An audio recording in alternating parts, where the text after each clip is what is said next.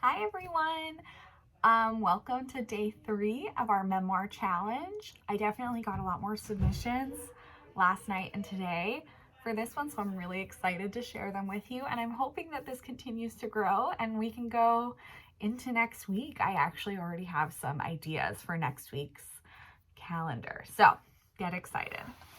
All right, so first up, this one is from Mr. Howard Rosso. He lives in the Villages. And if you don't know who he is, he sent a wonderful picture so everyone could recognize him. Okay, let me back it up. Look at that handsome mug. If you haven't met Howard, when this is all over, make sure you get a chance to because he's lovely. All right. Today's theme and topic was family dynamics. I'm going to read you his little prologue because it makes me happy. The purpose of these notes, comments, and ramblings is to provide future generations with some history. So much is lost if the information isn't written. I am not a novelist or even a good writer, but thank goodness at 81 years old, my long-term memory is still quite good. I will try to bring you, the reader, some idea of what family members were like, their strengths, weaknesses, never their faults, for we should leave the dead to rest in peace. All right.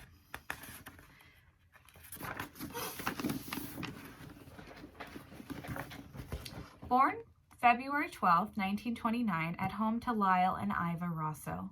Home was located in Macomb County, Michigan. It was later named Rosso Highway in 1939 in honor of my grandfather, who was the first road commissioner in Macomb County. Lived at home until the late spring of 1930 when we moved to an 80-acre farm. The farm was located on the north side of the road between Fairchild and North Avenue. I started school in September 1931. It was the Hartway School, a one-room school with all 8 grades located in Fairchild Road, a mile from our farm. Kindergarten was known as primer in that school. I wanted a birthday party for my 6th birthday in 1932. I don't recall that I had ever been to a birthday party myself at that time. My mother reluctantly agreed that I could invite a few schoolmates to come home for dinner. She was shocked when she looked out her window to our farmhouse and saw about 15 to 20 of the kids from our school coming down the road behind me. I guess the kids ranged from primer class to the 4th or 5th grades. You couldn't call to have extra pizza or a box of Kentucky Fried Chicken delivered in those days. I don't remember much about that party, but I sure remember all of my aunts and uncles talking about it for years afterwards. On May 12, 1932, my mother died of pneumonia. Obviously, this event had an impact on me for the rest of my life. I don't recall ever having been around death before, but I can recall vividly the events even now, 72 years later. It was in the spring and weather was improving. My mother had been working in the garden, but came into the house on a Friday afternoon not feeling well. Dr. Russell came to the house. They had house calls in those days, and made a diagnosis of pneumonia. A registered nurse came to care for my mother. She stayed at the house and was available 24 hours a day. On Wednesday evening, Dad came into the kitchen where my brothers, Stub, Frank, and I were sitting. Dad was crying and told us the doctor and nurse expected my mother to reach crisis before long. The term crisis was used to describe when the patient's fever would reach a peak and then subside. If the fever did not go down, the patient died. This was before penicillin or antibiotics were available. My brothers and I went upstairs to bed. About 1:30 a.m., Dad awoke us and told us Mother had reached a crisis but was not expected to live. By the time I reached her bedside, she had died. The rest of the night was a blur. As dawn arrived, my brothers had to go out to feed the animals and milk the cows. I recall the undertaker coming to the house, but I was kept out of the way. The undertaker had brought the casket and prepared the body right at the house. The casket was placed in the parlor for the relatives and friends and company to pay their respects. That evening and all that day, the house was filled with visitors and many floral arrangements, including one from my classmates at school. The funeral was held at the house on Saturday afternoon. I remember the ride to the cemetery. I had never ridden in such a large car before. I had sat on the jump seats of the limo. In the days following my mother's funeral service, several of my aunts took turns and came out to the house to cook and clean and do laundry. In the meantime, Dad was trying to hire a housekeeper. The first one he hired was named Bertha. Now, I have to take some license in the description of these people because I was only 6 years old. Bertha was probably in her late 30s or early 40s. She was quite a big woman. My strongest memory was of her cooking. She made a chocolate pie that had to be cut with a knife. A fork would only make a dent. It was like synthetic rubber. The final meal she prepared was fried potatoes. She made one Saturday night. She put so much sage in them, they couldn't be eaten. Dad fired her. The next housekeeper was a woman probably in her late 50s. I don't recall much about her except for she gave me a whole pheasant for my school lunch. Stub and Frank were hunters and had shot several pheasants. I don't know whether she quit or got fired. At any rate, we were again without a housekeeper. My mother's sister, Violet, asked Dad if he would let me go live with her and Uncle Fred. They only had one daughter, Barbara, who was about 7 years old. Dad turned down the offer. They lived in Detroit at the time. Dad then hired Ruth as our housekeeper. She had 2 children and moved into the house. Marie was 16, Gerald was 14. They both attended high school, and so were able to ride back and forth with Stub and Frank.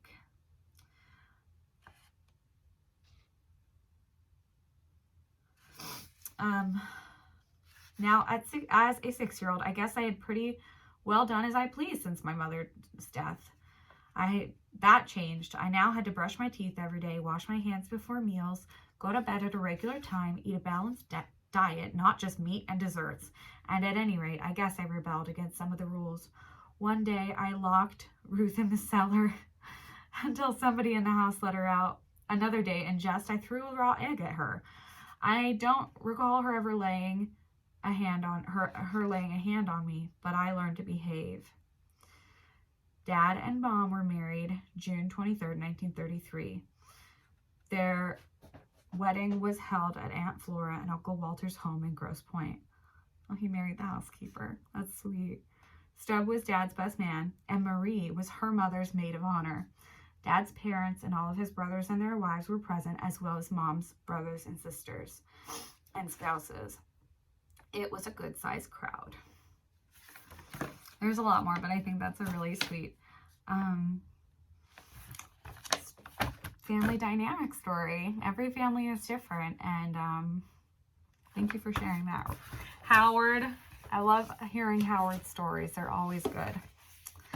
All right, moving on to our next story. This one is from Betty Lebsock. She has handwritten another note for us. Betty Lebsock, Family Dynamics. When I was around 12, there were 13 families in our block. Each had 3 girls aged 12, the big kids, and 3 girls aged 7, the little kids. The big kids told the little kids what to do all the time. The big kids went to the gas station on the corner and got big empty gas cans, which they painted with scary faces and put them in the front yard to dry.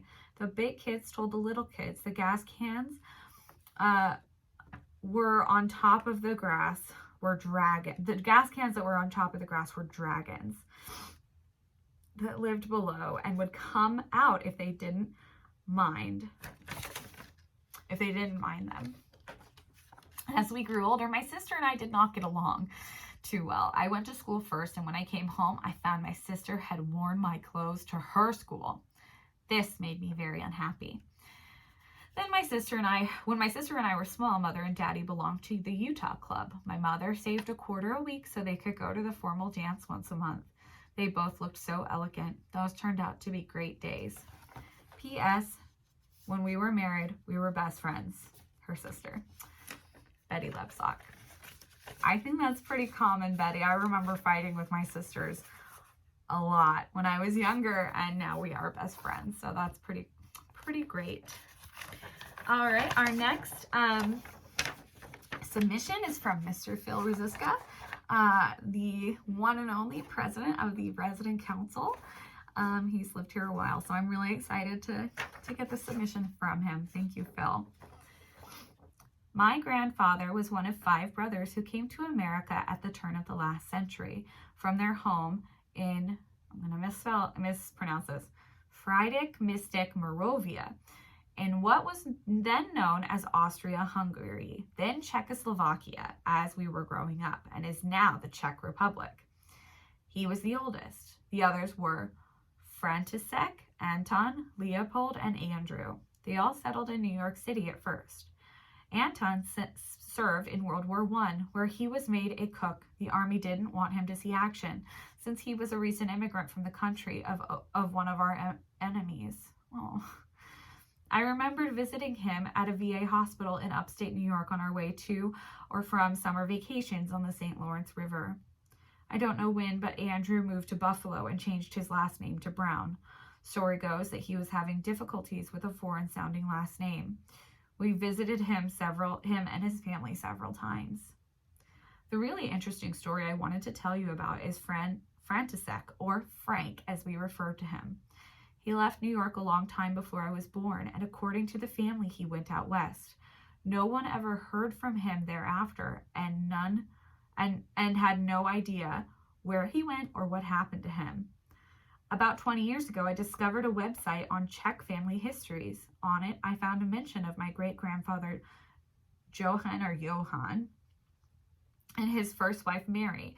I registered my relationship with them. About a year later, I was contacted by a woman, Anna, in Denver, Colorado, who had been researching the same Czech website and discovered that we both had the same great-grandparents. Her grandfather had called himself Frank Miller, but she had his birth certificate from Friedrich Mystic showing that his real name was František Růžička, and his parents were the same as my great-grandparents. We talked and concluded that Frank was the long-lost František.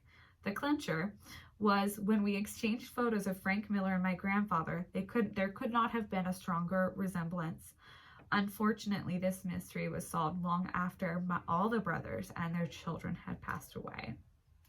That is so interesting, Phil. I love stories of family history and, finding connections and finding long-lost family members. Who knew? That's really great. Thank you for sharing that. All right. Next we are going to continue with wonderful Barbara. I keep calling her Barbara. I'm so sorry, Joanne. Barbara Engel is burned into my mind forever. I will write a story about her at one point, and you guys will know why she comes to mind. Miss Joanne Engel. Her story, this is the last part of her story, so we're going to finish it up today. Yesterday we left off with her getting married to her husband, bringing him home for the first time. The rest was history. He loved life, loved his children, and me. We had 3 great-grandchildren. He was a great example to all of us, a good sense of humor, and he liked to share his knowledge. We traveled the world. We were in Switzerland at sea. He was swimming, and I went to the back to our room. I turned on the TV and saw a plane flying into the World Trade Center. I thought it was a movie, but it was real. The owner of the spa was a tough task manager and walked around with white gloves looking for dust. She offered to let us stay until life settled down, but we had to make travel plans. We had more travel plans. When it was time to fly home, we were escorted by 2 army tanks down the runway. My husband told me he saw himself die. He survived many health problems and never complained. On one March morning, he was making breakfast, and I heard him say, "Oh no," and he died suddenly. I stayed alone in the house in St. Augustine. We lived for each other, and I was at a loss to know my next step. I stayed in the house for 3 years, but needed to try and start a new life. So here I am, trying to figure it all out. Sincerely, Joanne K. Engel. Thank you, Joanne. I'm glad you're here, and we're all figuring it all out. So you are in the right place. All right. This one is by yours truly. As I mentioned in the intro video that I made last week, I could fill many, many books with family dynamic stories. I really tried to narrow it down today and focus mostly on my grandparents, parents, and parents' origins and what made me and brought me here to you. So, let's jump right in. Family dynamics. My mom's parents met at a USO dance and got married in a week and got married in a week. And 6 weeks later, he was shipped off to Japan in World War II. My mother was the youngest of 8 children. Her mother was 43 when she had her in 1963. When my grandpa Cecil came back from war, he became a dairy farmer, then a garbage man. His wife Elaine was a homemaker, and they raised their kids in Redmond, Washington. Now Redmond is a very wealthy area, but back then it was the opposite, and my grandparents struggled to provide for all their children. The stories my mom shared with me about her childhood were always about not quite having enough, but not wanting to make her parents feel bad, so she never complained.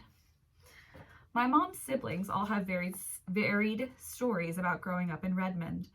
Drugs, incestuous cousins, and some horror stories about Grandpa Cecil's abuse came out after he died. Somehow my mom made it out of a very difficult and dark childhood with nothing but kindness in her heart. My mother, Charlene, always wanted to be a mom. She briefly attended college but felt guilty about the money her parents were spending on her. She was the youngest by 10 years, so they had a little more money on hand. After dropping out of college, she became a sales clerk at a shoe store. She moved in with a sweet old lady and took care of her until she died. Eventually, she met my dad, and at first, she thought he was young and stupid. They ended up getting married in 1989, and I was born in 1991. My father was his mother's firstborn son, with her second husband, who he didn't grow up knowing, but who is a literal cowboy in New Mexico. My grandmother's fifth husband is the one we grew up calling Grandpa. His name is Bob, and her name is Pat. Bob Maskey has thousands of acres of land in Vader, Washington, and a road running through the town called Maskey. His mother was a trailblazing world traveler and raised him as a single mother, which was, at the time, very taboo. I remember visiting her in her old house on the land in Vader, and her eyes looked oversized in her Coke bottle glasses, and she always offered us treats, and her house smelled like moss and old books. I don't know anything about either of my paternal great-grandfathers on my dad's side. On my dad's side of the family, there are a lot of men who didn't live up to their wives' expectations and therefore have been erased from our family history. My dad's grandma was very bitter and angry her entire life and taught her daughter to be the same. She also had an evil dog named Lady who would lunge at us if we ever walked past her. Pat, her daughter, my grandmother, and Bob, my non-blood related grandpa, live in Thermopolis, Wyoming, because they believe it's the safest spot for when the Chinese inevitably take over and the big wave hits the West Coast and destroys all the cities. My dad, Jesse, enlisted in the Air Force shortly after marrying my mom. He was a linguist and a code breaker for 20 plus years. We moved around a lot for his work. Monterey, California, Austin, Texas, South Korea, Maryland, South Korea again, Maryland again, Toledo, Washington, San Antonio, Texas, Roy, Utah, Woodbridge, Virginia. He and my mom retired to the land in 2013. I am the oldest of 4, Cecilia, Esther, Martin, and Zosha. My mom had all of us within 6 years, so growing up I was very close to my siblings. With how often he traveled for work and then his 3 tours in Afghanistan, Dad was largely absent from our lives growing up. We were always happy when we were together, and it was clear how much my mother adored him. She made every sacrifice for him and his career and raised us in a joy-filled home. I couldn't have had a better childhood. We were safe, we were listened to, we were read to every night, and we were taught that our thoughts, opinions, and feelings mattered.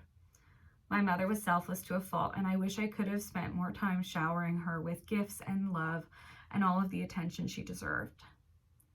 We were homeschooled starting in 2003, and my mom would take us on field trips to hike up some mountains and look at nature, collect sticks to make collages, quietly look for animals, and then she would pull paint and paper out of her pockets and have us document what we saw. When I think of during that time, often an image of her sitting quietly and painting her surroundings in the middle of a beautiful field or a mountain sanctuary somewhere. I could write a very large book about my mother and all of the reasons I loved her and miss her every day. Everything good about me came from her. Sometimes people go through trials and take their burdens with them through life. It makes them angry, hurt, and bitter, and hurt people hurt people. I've seen this over and over again in my family history on both sides, generations upon generations of abuse, poverty, addiction, untreated mental illness, anger, and neglect. But my mom stopped the cycle of abuse and hurt. She stopped it for my dad too, and saved him from himself and taught him to be kind.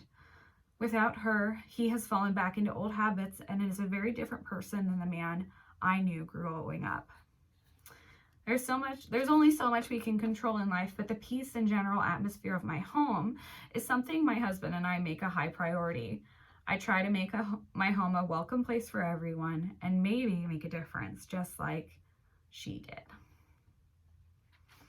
I don't know if that made any sense, but I tend to ramble when I talk about my mom. I do miss her. All right, moving on. This next, and I think final submission today. This is from Pat Yearling. And she said this was about her relationship with her husband Carl's grandmother. I think we'll learn. The first 3 weeks after arriving in Germany, 3 generations lived cramped together in Carl's childhood home. The new house Papa was building wasn't quite finished, so the young folks were living with the old folks under the same roof until they could move. Carl had to report to work immediately that first Monday. After all, he'd gained an extra 10 days taking a cruise back from the United States. That meant I was alone with his 83-year-old grandmother the whole day until the men returned in the evening.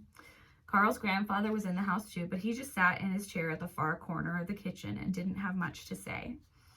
Carl's grandmother, whom we all called either Oma or Tanti Katchen, sort of short for Katharina, was the matriarch of the family. I mean, she really was. I think I was afraid of her at first. She was so much different from my own American grandmothers. It had nothing to do with nationalities. Oma was the boss, and she ruled the roost. She held court every weekend by baking 5 to 7 cakes on Friday to serve with coffee when all the aunts, uncles, cousins, other extended family members, friends, and neighbors dropped in for kaffee klatsch. I'm so sorry, Pat. Forgive me. It was expected, point blank. If you couldn't make it, you'd better let her know. If her manners weren't enough, her appearance might have helped stoke my fear. Oma was a caricature of the classic German Wilhelm Busch books. Her silvery hair, uncut for decades, swirled in a knot on top of her head. Turquoise framed glasses, a plain black dress over a roly-poly body. She always wore a black apron with some kind of print to it. Arthritis in her joints gave her a wobbling shuffle, but she didn't slow down much, and her mind was still as sharp as a whistle. Since I didn't have much to do in activities yet, one day Oma decided she was going to teach me German. Picture an old woman with the above description. She stood in the kitchen in front of me, holding a cooking spoon in one hand, and sternly said, Das Koschiffel, das ist ein Koschiffel. Sagst das nach mir. Das ist Koschiffel. I clearly would have failed that German class. I hesitantly replied, it's a spoon.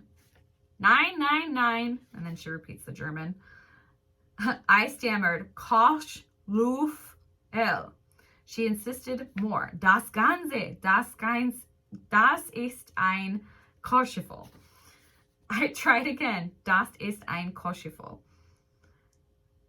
Kochlufel. At the time it was okay, but I felt weird. She didn't give me any break, but then picked up a knife and started the procedure all over again. Das Messer, Das ist ein Messer, sagt das. Puzzled, I asked, a knife? Here we go. Nein, nein, das ist ein Messer. I took a big breath and gave it my best. Das ist ein Messer. Oma rewarded me with a short gut. For sehr gut, I'd have to be correct on the first try.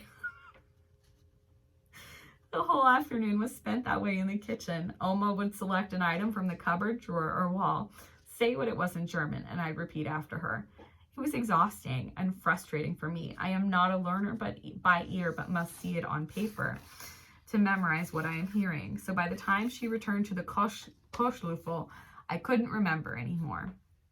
The lesson ended. In the evening at the supper table, the men asked how our day went. Oma told them about my German lesson and ended saying, Ich lerne mehr English als Pat Deutsch. I'm learning more English than Pat German.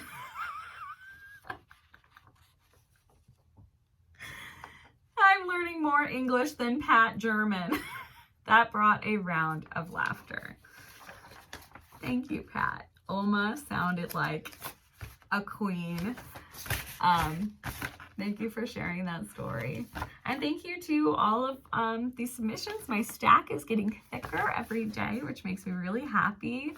Yeah, it's really exciting. So I really appreciate you guys taking the time to sit and remember and write out these thoughts. And even if it's not something you want to share with me, these thoughts and these memories are so beneficial to your children, your grandchildren, anybody who wants to learn about family history.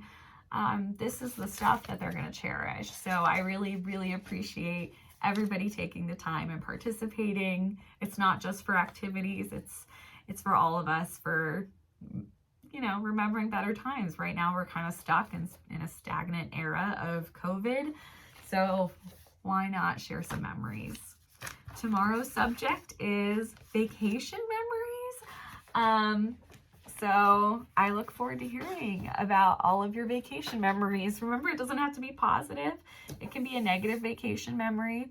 And I'm gonna gather up. I've gotten a couple late submissions with subjects from the days before today. So I'm gonna read those as well. Don't worry. If I didn't read it today, it's coming. So share whatever you have, and I will parrot it back to you in the worst German accent you've ever heard. Thank you guys for your time. Have a wonderful day.